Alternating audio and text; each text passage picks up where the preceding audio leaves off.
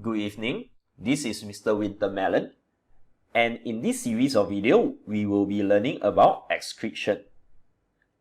There is a common misconception about excretion, and even Cambridge Dictionary got it wrong. So hopefully, by the end of this series of lesson, you will have a better understanding and definition of what is excretion. So let me take all of you through the body system that we have learned so far, and you will see why it landed us nicely on excretion. So we started off our journey with food, and that is our digestive system. Undigested food is egested, and like what I have mentioned, the common misconception is egestion is a form of excretion, which you will learn that it is not true because excretion is the release of metabolic waste. Metabolic meaning there is some chemical reaction involved. Egestion, on the other hand, is the release of undigested food. Undigested food meaning that the enzyme didn't go and act on them, that's why they are undigested. So egestion is not a form of excretion. This you need to be clear. Don't be like Cambridge Dictionary. However, I must point out that when we are releasing our feces, there's something called bile that is released together with the feces. Bile, if you could remember, is released by liver, and it helps in emulsification of fats. So when it is released, bile is not absorbed back, and bile will travel through the large intestine and eventually get released together with the feces. The part on releasing of bile through our anus is actually considered a form of excretion, because bile, if you can still remember, is the end result of the breaking down of hemoglobin. So there's a chemical reaction that's involved. So bile is considered excretion, but feces is not considered excretion. So after our food is digested, I briefly talked about liver just now. They go to the liver, and of course, our transport system will transport them to the rest of our body. And when it enters our cell, the digested nutrient or glucose will undergo what we call respiration. But having glucose alone is not enough for respiration, or at least aerobic respiration.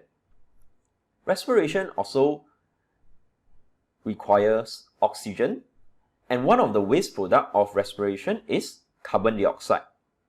And when we breathe out, it is a form of excretion. So like what I said, the journey that we have learned so far actually land us off nicely in the part of excretion, because when we breathe out carbon dioxide, it is a form of excretion. Because carbon dioxide is a waste product of a chemical reaction which we call respiration. However, in this chapter, we are not so interested in the excretion of carbon dioxide. We are more interested in one of the products that is produced in the liver, and that is the product of the deamination of amino acid. So after deamination, the product of amino acid, if you can recall, is known as urea.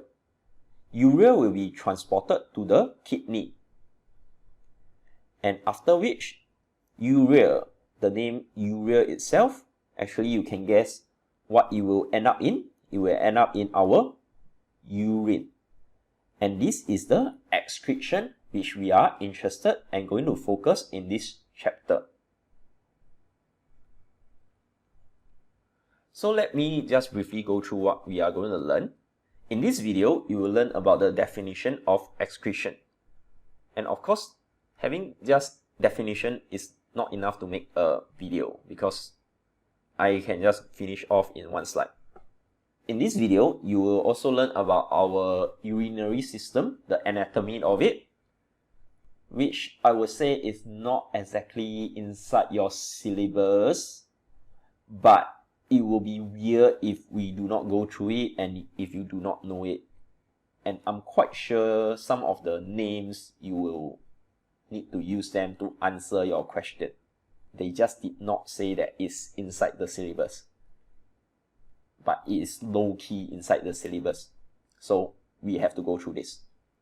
In the next video, we will be talking about the physiology of excretory system, and we are going to focus on two processes, which is ultrafiltration as well as selective reabsorption. And in the following video, we will be learning about the role of ADH in the regulation of water potential inside our body. What is ADH? You will find out later on.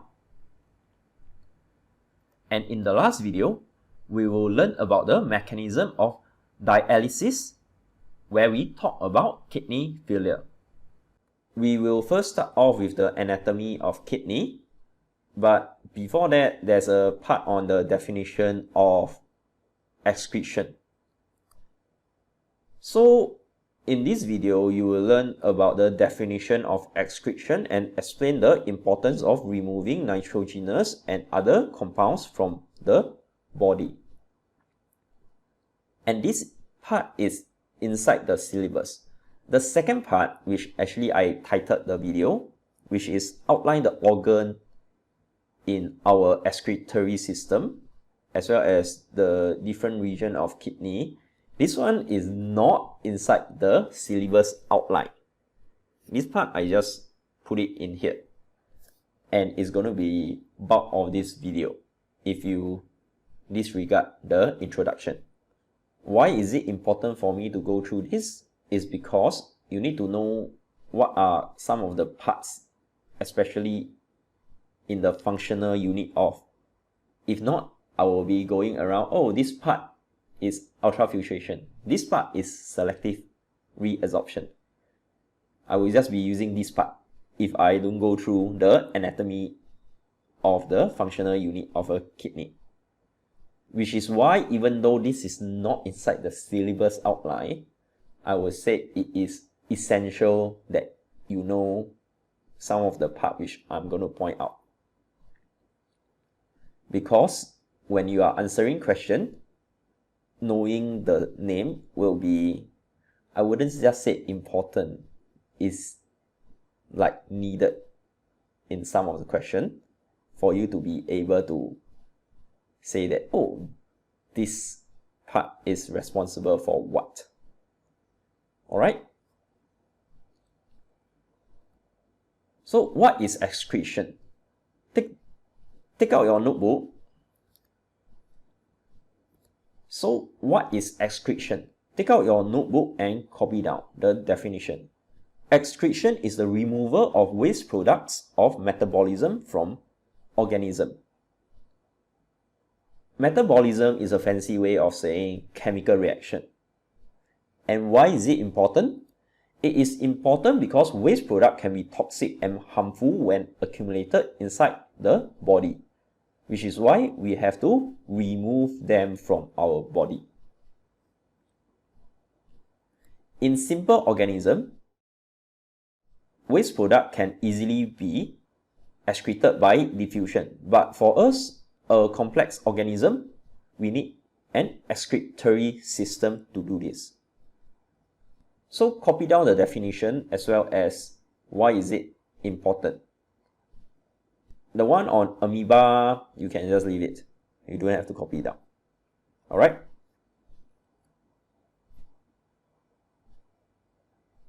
Like I have mentioned at the start, we have learned about excretion of carbon dioxide, which is through our lung. I also mentioned about the bile pigment. And in this chapter, we are concerned about the removal of urea. So when protein or nucleic acid, which is our DNA, are broken apart for either energy or be converted into carbohydrate or fats, the nitrogen must be removed. Because glucose or fats, it doesn't have nitrogen in it. So they will form ammonia, and the problem with ammonia is very toxic because it will interfere with aerobic respiration, which is why it is broken down into urea through deamination, which we have learned in the chapter where we discuss about liver, and they will be excreted through our urine. Other nitrogenous waste includes uric acid as well as creatinine. Now, the thing to copy down is ammonia is very toxic and it is deaminated into urea. The top part on protein being converted into amino acid, you don't really have to copy down because excess protein is also being deaminated. So the take-home message for this slide is nitrogenous waste is toxic. They have to be excreted. The name of other nitrogenous waste is in some way important because I do come across question that might requires you to write down the name of other nitrogenous waste beside urea. But the bare minimum for you to know is urea is the nitrogenous waste, or the waste that contains nitrogen. So this is definitely more for your information as to where kidney is located. You can see that kidney is actually quite high up, and this is how a kidney looks when you slice it apart. And if we zoom in further, you will see that actually they look like this. And what we are concerned with is the last part. These three main part, not very important. This part of the kidney is the functional unit. What is functional unit? It is the part of the kidney where it performs the main function of kidney, which is why it's called a functional unit.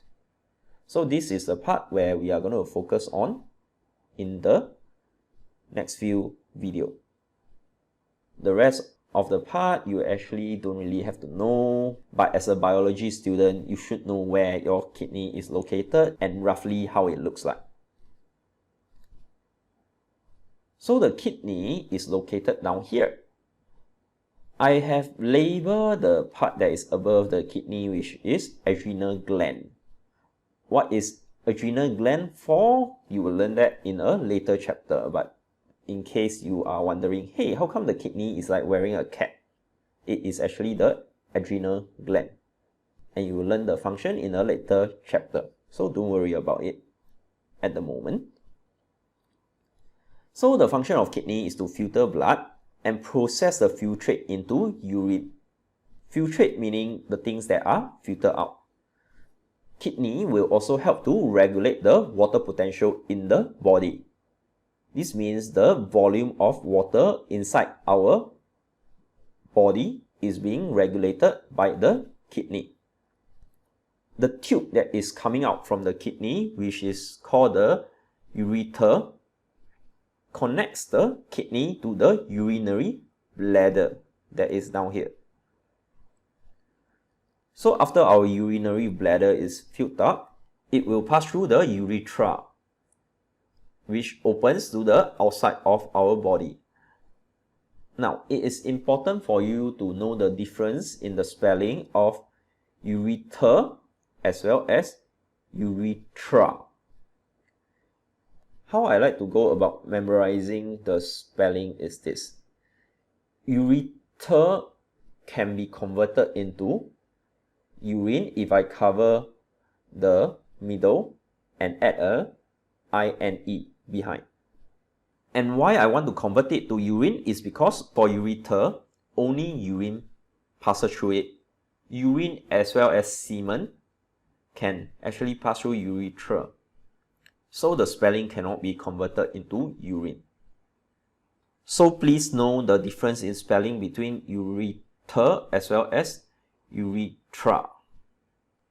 The internal structure of kidney is definitely more for your information. The outer layer is called the cortex. The middle layer or the inside is called the medulla. The structure that you have to recognize is, however, renal artery and renal vein, which you have already learned in the earlier chapter in transport of human. Renal pelvis as well as renal pyramid, you don't really have to know them. Ureter, you have to know what it is, and that's about it. Really, don't be too frightened by this. You don't really have to know the exact name of each part. You will only need to know renal artery, renal vein, and to a lesser extent, ureter. So this is the kidney, and if we enlarge it, you will get something like this. Now, here is where I need to mention that if they show you the whole structure of kidney and the blood vessel that's going in and out, they are artery and vein. But when it goes down to the blood vessel that is supplying blood to individual functional unit of kidney, which is the nephron, it is not artery anymore. It is arterial, because artery is definitely not small enough to go into the small little part of the kidney. It is the arterial. This distinction you need to know. And the important part for you to know is this part, which is the nephron. So let me bring you to how the nephron looks like in your O-level paper.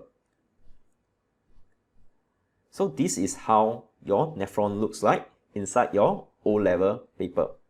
So individual part, if I highlight them in red, you should know what they are. The blood vessel supplying the blood to the nephron is the renal arteriole, while the renal venule will drain the blood away from the nephron. This part of the nephron is known as renal corpuscle. Do you really have to know renal corpuscle? Not really, but you do have to know what is inside. This structure down here is known as the Bowman capsule. It is the site of ultrafiltration. The blood capillaries that is found inside the Bowman capsule is known as the glomerulus. So after ultrafiltration, the filtrate will go through these three tubules. Tubule is another way of saying little tubes. They are proximal convoluted tubule, loop of Henle, as well as distal convoluted tubule. And they are responsible for selective reabsorption. And if you ask me, I have never seen the name appearing in your MCQ, neither have I seen the name appearing in the structured question or essay question. And like what I said in the start, you will still kind of need to know the name to say that, oh, this convoluted tubule is site of selective reabsorption. So maybe let me just spend some time going through the meaning of the name. Proximal convoluted tubule. Proxima here meaning proximity. That means it's close by. So it's close by the site of ultrafiltration. Convoluted meaning quite up. So you can see that the tube is quite up. Tubule, like I said, is tiny little tubes. So after the proximal convoluted tubule, your filtrate will go through the loop of Henle, which is this loop down here. Basically, it extends the surface area for selective reabsorption to take place. After loop of Henle, it will go into distal convoluted tubule. Distal meaning distance. It's some distance away from the Bowman capsule. So like I said, these three parts is just important for you to know that selective reabsorption takes place in this region. And finally, we have our collecting duct. Collecting duct is very important because it's affected by antidiuretic hormones, ADH, something which I mentioned at the start. And depending on how much water it reabsorbs back, it will affect the volume of urine which we produce. So please copy this down inside your notebook, especially for the red color part. The part which I bold, like I said, you need to know that those parts are site of selective reabsorption. So this will be all for the anatomy of our kidney.